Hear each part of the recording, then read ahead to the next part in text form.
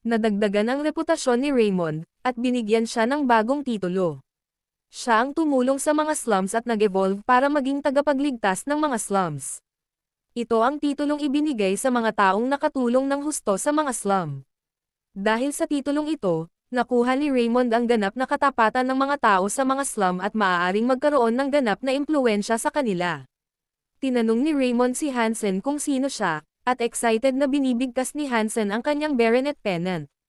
At ilang beses niyang tinanong ang parehong bagay.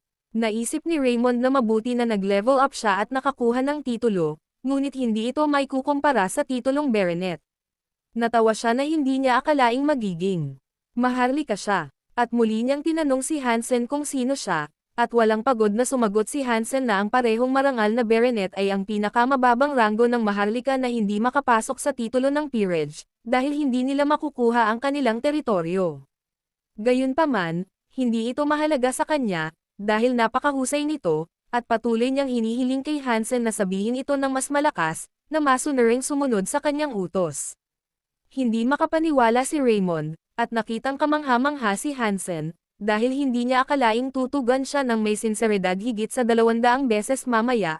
Tiningnan ni Raymond ang kanyang stats window at nakita niyang nasa stat level 37 na siya kaya kailangan niya ng 3 level, tapos asenso siya at aalisin si rookie resident rank. Pinaplano niyang mag-expand sa commoner region pagkatapos niyang ma-promote at maging level 40, dahil hindi siya maaaring manatili sa Bay region magpakailanman. Kaya gusto niyang pumunta sa karaniwang rehiyon sa lalong madaling panahon, at kumita ng malaking pera, at tiwala siyang magagawa nila ito, at pinasaya siya ni Hansen.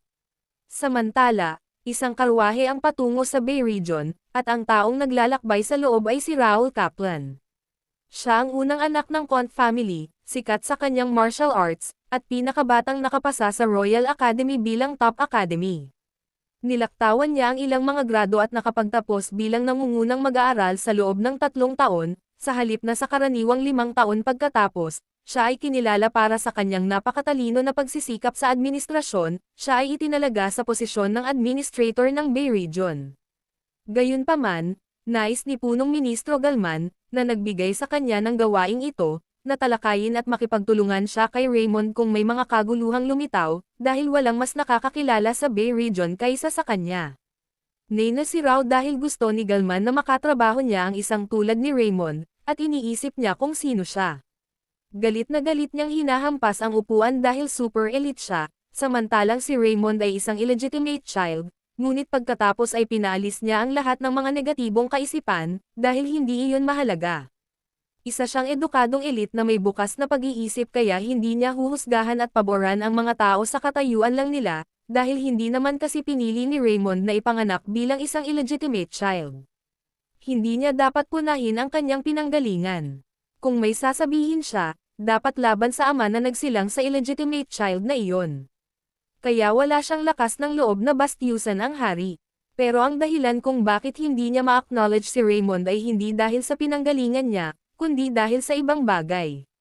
Bagamat nakamit niya ang isang hindi kapani-pani walang gawa, sa pagkakataong ito, isa pa rin siyang manggagamot, at ang mga healers ay lahat ng materyalistiko at may mga mata sa pera, kaya nag-isip si Rao kung siya, bilang isang matuwid na opisyal ng administrator, ay dapat makinig sa payo ng isang materyalistiko taong tulad ni Raymond.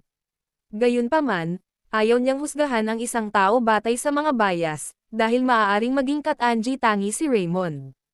Kaya't sinubukan niyang alamin ito sa sarili niyang mga mata, at pagkatapos ay gumawa ng isang paghatol kung si Raymond ay karapat-dapat sa kanyang pagkilala, kung si Raymond ay hindi marangal, matuwid at malinis na alam ng mundo, nais niyang ilantad ang kanyang tunay na kulay sa mundo. Hindi nagtagal, dumating ang karwahe sa rehiyon ng Bay, at namangha si Rao, dahil ang kapaligiran doon ay mas maganda kaysa sa inaakala niya. Ang demon din ng kabisera ay ang imahe ng publiko ng Bay Region. Sa tuwing pupunta siya sa langtram ng kanyang mga kaibigan noong mga araw ng kanilang academy. Palaging malungkot ang lugar na iyon, ngunit mas naging maayos ang kapaligiran kumpara sa nakaraan, at nagtataka siya kung bakit ganoon. Ang lalaking nagmamaneho ng karwahe ay tumingin sa gulat na mukha ni Rao, at tinanong siya ni Rao kung ang mga lansangan ay tila ibang-iba na ngayon. Ipinaliwanag ng lalaki na lahat iyon ay salamat sa kanilang prinsipe, at nagtaka si Rao kung sino ang tinutukoy niyang prinsipe niya. Humingi ng paumanhin ang lalaki at ipinaliwanag na iyon ang palayaw na tinatawag ng mga taong bayan. Raymond, at lahat ng pagbabagong ito ay dahil sa kanya. Hindi makapaniwala si Rao na ang mga pagbabagong ito ay salamat kay Raymond, at nagtanong kung ano ang kanyang ginawa. Ipinaliwanag ng lalaki na ito ay isang mahabang kwento, kaya tinanong niya si Rao kung gusto niya itong marinig. Nagsimula siyang gumala, na nagsimula noong unang dumating doon si Healer Raymond, at pagkaraan ng ilang oras, sinabi niya na ang ginawa niya sa kanila ay may isang lalaki na nagngangalang Tom, at nahuli niya ito. Nay na si Rao nang marinig niya ang buong pagpupuri kay Raymond. At habang nagpatuloy na sa pagpapaliwanag ang lalaki, pinigilan siya ni Rao. Pagdating nila sa opisyal na tirahan matapos siyang ihatid, ipinaliwanag ng lalaki na ang healer na si Raymond ang pinakamagaling, at galit na galit si Rao. Pagkatapos nito, nagtanong siya sa ilang mga tao, at ang ilang mga tao ay nag-isip na ang isang tulad ni Raymond ay hindi mahahanap saan man.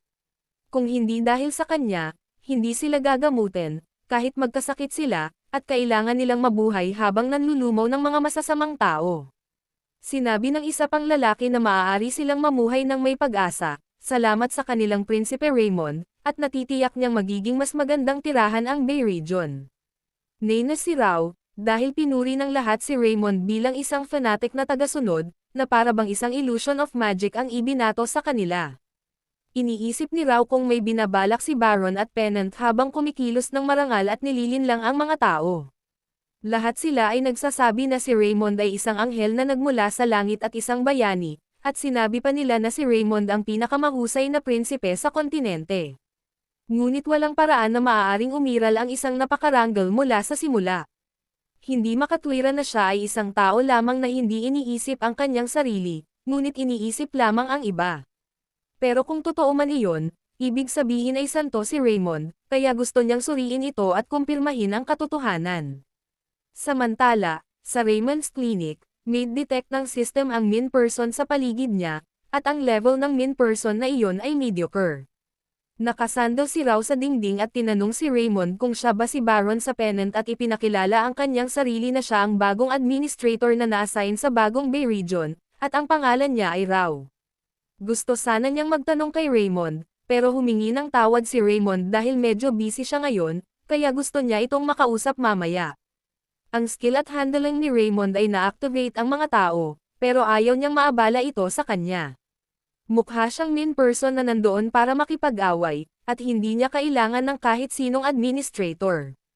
Higit pa rito, ang Kaplan family ay higit na mahina kaysa sa dati, kaya walang kapangyarihan si Rao na saktan siya.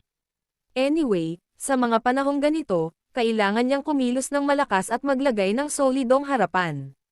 Kaya humingi siya ng tawad kay Rao, dahil priority niya ang pagpapagamot sa kanyang pasyente, pero magpapasalamat siya kung makapaghintay si Rao ng kaunti pa. Kaya't naiwan si Rao na walang pagpipilian kundi ang maghintay para sa kanya, at pumayag siya, na ikinatuwa ni Raymond, at sigurado siyang maiintindihan niya. Si Rao ay nagbabasa ng pahayagan habang sinusuri ni Raymond ang kanyang pasyente, at napagtanto ni Rao na siya ay talagang palakaibigan, batay sa kanyang narinig, ngunit sa palagay niya ay wala ang isang mas palakaibigang manggagamot. Pagkatapos niyang gamutin ang kanyang pasyente, iniabot sa kanya ng ginang ang mga bayad sa paggamot, at habang tinatanggap ito ni Raymond ay nagningning ang kanyang mga mata, na ikinagulat ni Rao. Natigilan si Rao dahil naramdaman niya ito, at sigurado sa kanyang obserbasyon na skill na si Raymond ay umaarte na palakaibigan at nanlilinlang sa kanyang pasyente, ngunit iniisip niya kung pera ba ang habol niya o maaaring ito ay reputasyon. Ang kanyang napagpasyahan ay lubos na tama, at naisip ni Raymond na ang kanyang pagiging palakaibigan, mas maraming mga tao ang makakakilala sa kanya, at kung mas maraming mga pasyente ang bibisita sa kanya, siya ay kikita ng mas maraming pera. Natawa siya dahil mas palakaibigan itong marketing, pero nagtaka siya kung bakit parang may nakatitig sa likod ng ulo niya. Natuklasan ni Rao ang gusto niyang malaman, kaya nagpa siyang umalis, na ikinagulat ni Raymond kung bakit siya umaalis na. Gayunpaman, nagpaalam siya sa kanya at nais niyang magkaroon siya ng ligtas na paglalakbay pabalik. Napagpasyahan ni Rao na hindi niya maaaring parusahan si Raymond sa pamamagitan ng batas ngayon, dahil wala siyang ginawang kakilakilabot. Gayunpaman, may pangangailangan na panatilihin siya sa Czech upang hindi na niya maisagawa ang kanyang impluwensya sa Bay Region. At hindi siya makapaniwala na kailangan niyang pangasiwaan ang Bay Region na may ganitong materyalistikong tao. Inaakala niya na ang mga mata ni Duque Galman para sa mga tao ay hindi na kasing ganda ng dati. Maya-maya, kumatok sa Raymond's Clinic ang isang lalaki na karga-karga ang kanyang kaibigan para humingi ng tulong dahil may malaking problema siya. Nagtaka si Raymond sa nangyari, at inutusan siyang pumunta sa treatment room.